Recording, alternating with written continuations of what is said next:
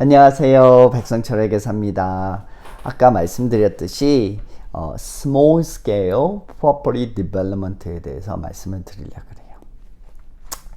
이게 Small Scale Property Development가 저희 텍스 컨설턴트나 텍스 어카운트가 생각하는 가장 어려운 부분 중에 하나예요. 그 이유는 뭐냐면 커머셜하고 라지한 프로퍼티 디벨롭먼트, 그러니까 이거 그 건설업이죠. 그런 경우는 간단해요.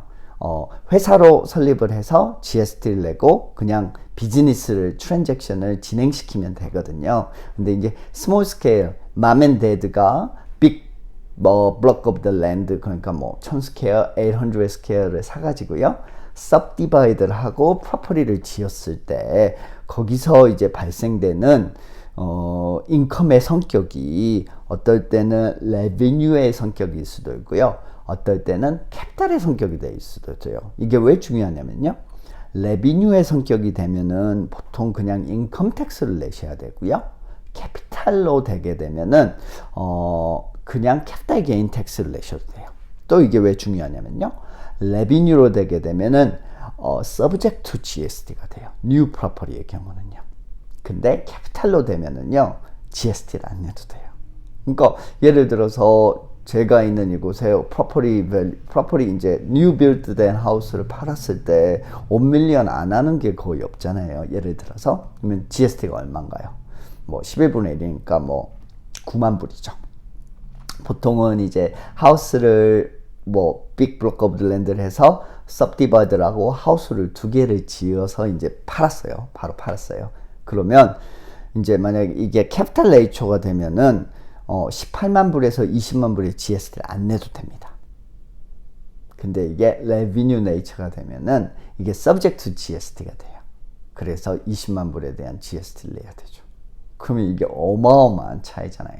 그러니까 이게 small scale property development가 가장 어려워요. 그 다음에 국세청은요, GST를 콜렉트하고 세금을 콜렉트하기를 항상 원하고요, 프로핏 룰링도 있는데 그쪽에서는 항상 프로핏 메이킹 스팀이라고 그래서 레비뉴로 봐서 GST를 국세청 콜렉트를 하고 싶어 하고요, 이제 텍스페이어들은 이거는 캐피탈이다, 난 GST 안 내도 되나, 이렇게 아규를 하고 싶어요. 근데 스몰 스케일 프로퍼티 디벨롭먼트에 대해서는 텍스페이어들이 힘이 없어요. ATO가 결정을 내리면 거기에 챌린지 해서 Administration Appeal Tribunal로 가고, Federal Court로 가고, 그 다음에 하이 코트로 가고, 이렇게 텍세이션 로이어를 인발브 해가지고 국세청에 챌린지 할 수 있는 그 리소스가 없어요. 그냥 국세청이 결정이 내리면 따르는 경우가 많아요. 그래서 이쪽에서 되게 프루븐한 케이스가 없어요. 참 애석한 일이죠. 그래서 국세청이 거의 전횡을, 횡포를 부리고 있다고까지 제가 말씀드릴 수 있는 게, 거의 대부분의 케이스가 국세청에서는 profit making scheme, 그러니까 일반 어카운트로 봐서 이게 GST가 서브젝트 된다고 그래요.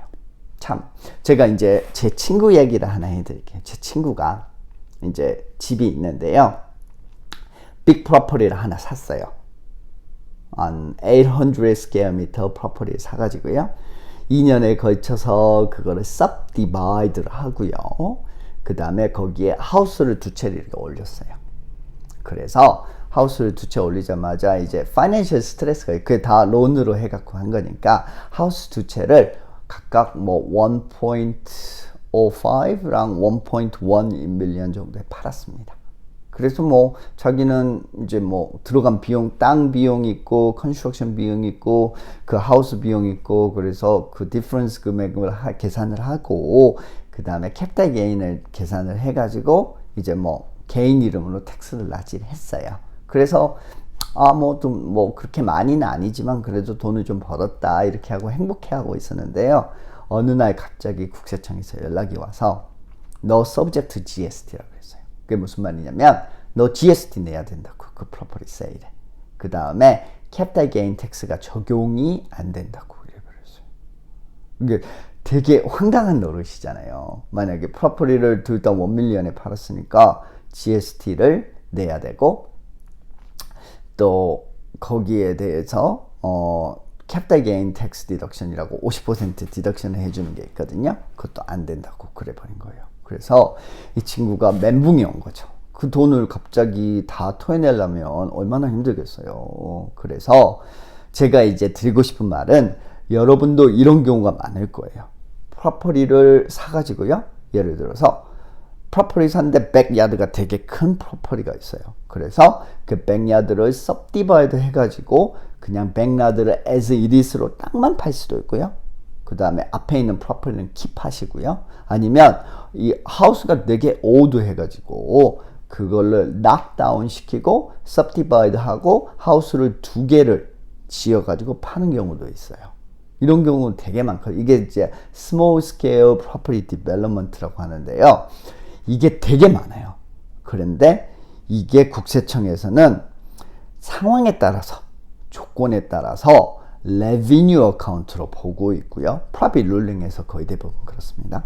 그 다음에 subject to GST라는 거예요. 그러면 판매 가격이 예를 들어서 1.1 million이라고 그랬을 때 $100,000를 GST로 내라는 얘기죠. 이때 마진 스킴이 되고, 그 다음에 뭐 저희가 GST를 클레임할 거를 좀 클레임하게 되면 그 정도 안 되겠지만 GST 페이어블이 일단 그 정도 된다 그러니까 약간 좀 황당한 노릇이죠. 그러니까 이게 되게 중요한 문제인데, 텍스 스페셜리스트랑 어떤 스트럭처를 사용해 가지고 스몰 스케일 프로퍼티 디벨롭먼트를 할지, 그 다음에 내가 이게 subject to GST가 되는지, 그 다음에 subject to GST가 안 되려면 5 years를 렌트를 해야 되는데 그걸 어떻게 해야 되는지, 이 분야에 대해서 텍스 스페셜리스트랑 꼭 상담을 하시기를 권해드리면서,